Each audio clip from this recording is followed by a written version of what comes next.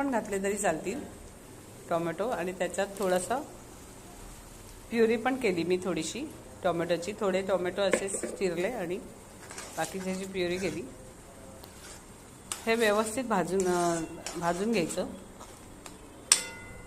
तेल सुट्टेपर्यंत व्यवस्थित परतायचं। आलं लसूण पेस्ट पण घालायची।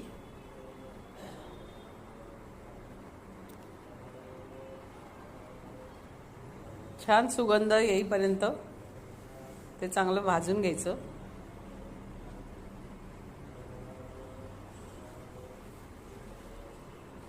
सुक्की भाजी आहे ही।